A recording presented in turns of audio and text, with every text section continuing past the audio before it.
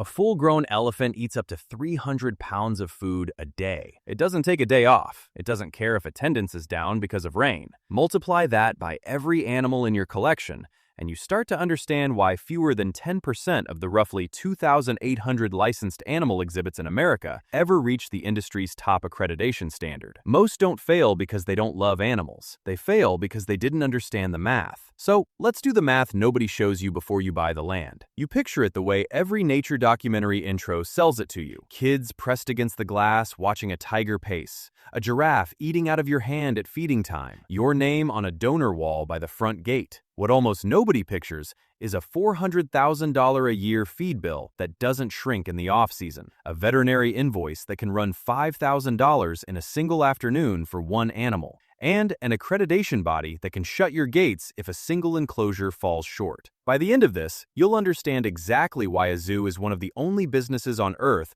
where your entire inventory has to be kept alive, entertained, and medically monitored, whether a single visitor shows up or not. What kind of zoo are we even talking about? Zoo hides at least three very different businesses. A roadside or private menagerie, often USDA licensed but not accredited, can open with a fraction of the investment and a much looser set of standards. A municipal zoo, frequently subsidized by a city or county the way a public golf course is, doesn't always need to turn a profit on its own because the community and the tax base are effectively co-owners. And an AZA-accredited zoo, the gold standard most people picture when they imagine a real zoo, has to meet standards so demanding that AZA's own decision in 1985 to make accreditation mandatory caused a 75% drop in its membership overnight, because most facilities simply couldn't meet the bar. Out of roughly 2,800 USDA-licensed animal exhibits operating in the country, fewer than 10% carry that accreditation. This script focuses mainly on the accredited model, the one with real credibility and real ticket buying power,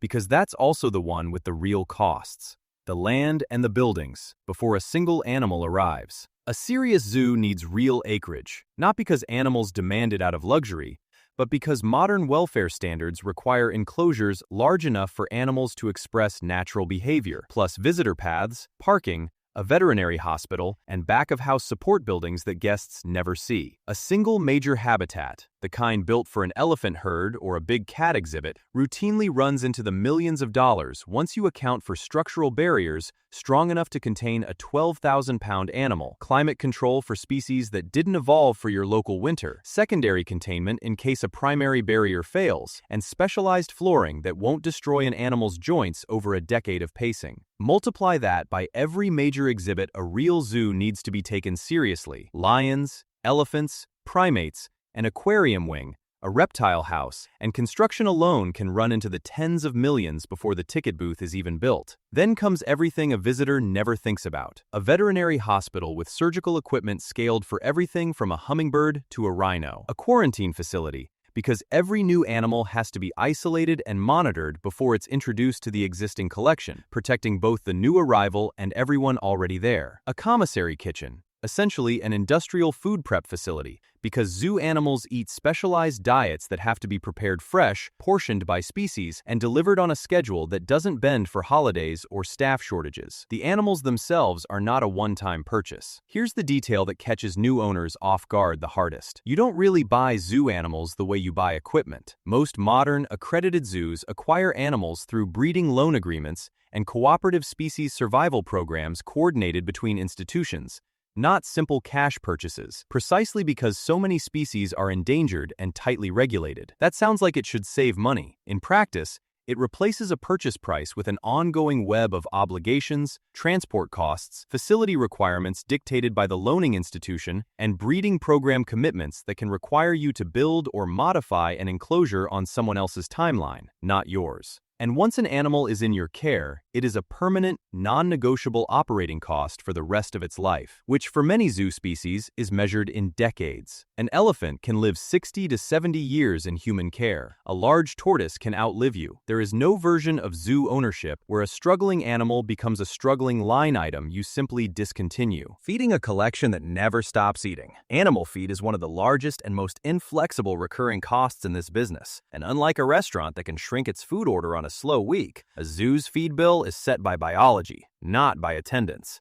A large mammal collection alone can require hundreds of pounds of specialized feed daily, and species with highly specific dietary needs, certain primates, big cats requiring whole prey diets, insectivores requiring live feed cultivated on site, add complexity and cost that a general grocery supplier simply cannot fill. Multiply a modest per-animal feed and care estimate across a collection that might run into the hundreds of individual animals at a mid-sized zoo, and the feed and veterinary line alone becomes one of the largest recurring expenses on the entire budget, arriving with the same certainty as rent, whether it's a record attendance weekend or a rained-out Tuesday in February. Veterinary care compounds this further. A single emergency procedure on a large or exotic animal can run into the thousands of dollars in a single visit, and a serious zoo needs either a full veterinary staff on payroll or a standing contract with specialists who understand species most general veterinarians never encounter in their entire career. Add routine blood work, dental care, reproductive health monitoring for breeding programs, and preventive care across dozens of species,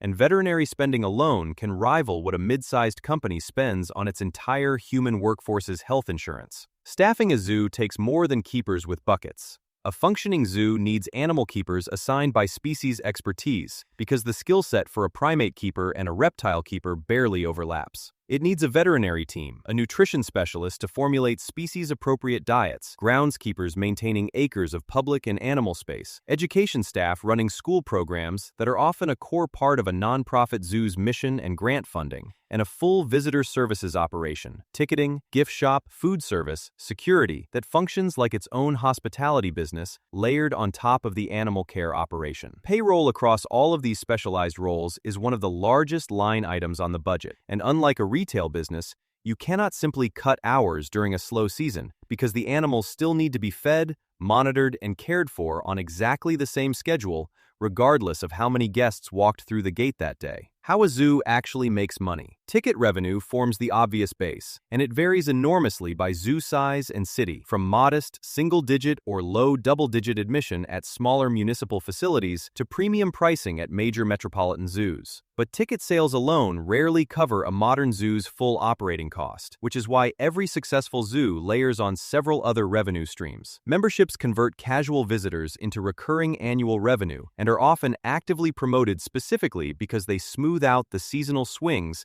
that pure daily ticket sales can't fix. Gift shops and food and beverage operations function like retail and restaurant businesses bolted onto the animal side, often carrying much healthier margins than admission itself. Special experiences, behind-the-scenes tours, animal encounters, overnight programs command a significant premium over general admission because they're selling access and story, not just entry. And for accredited nonprofit zoos, donations, corporate sponsorships, and conservation grants form a genuinely major revenue category that a pure for-profit roadside attraction simply doesn't have access to, precisely because AZA accreditation and a credible conservation mission are what make a zoo eligible for that funding in the first place. The nonprofit structure changes the whole game. Here's a detail that separates zoos from almost every other business on this channel. The great majority of AZA-accredited zoos operate as nonprofits, frequently in partnership with a city or county that owns the land and underwrites part of the operating budget, while an associated zoological society handles fundraising,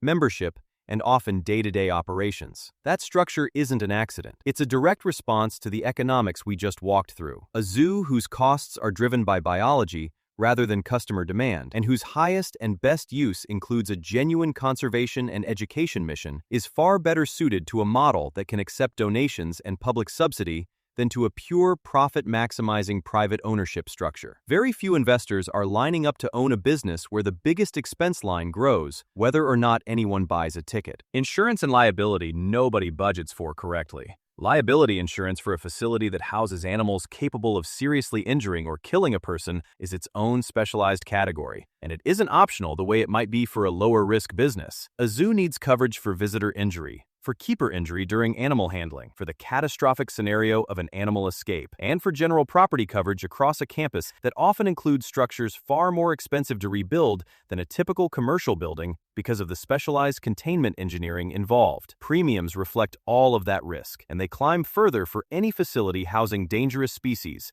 venomous animals, or large carnivores, categories that also tend to be exactly the animals that draw the biggest crowds. There's a real tension built into the business here. The species most likely to get a family to drive 2 hours and buy a membership are often the same species that cost the most to insure, the most to contain safely, and the most to feed. What happens when the model gets it wrong? The clearest way to see this risk play out is to look at what happens to smaller, non-accredited menageries when the economics stop working. A facility that acquires large or exotic animals without first securing the veterinary infrastructure, the specialized containment, and the long-term funding to support them for decades doesn't fail the way a normal small business fails. It doesn't just close and liquidate. State and federal regulators frequently have to get involved because you can't simply auction off a tiger the way you'd auction off a walk-in freezer, and cases like this have played out publicly enough times across the country that they've become a recurring cautionary story in the industry rather than a rare exception. The pattern is almost always the same. Someone underestimates the ongoing cost of an animal relative to what it costs to acquire. The facility falls behind on veterinary care or nutrition as revenue tightens, and by the time anyone intervenes, the fix isn't a new marketing plan. It's an emergency relocation effort. If accredited institutions with the space and budget to take the animals in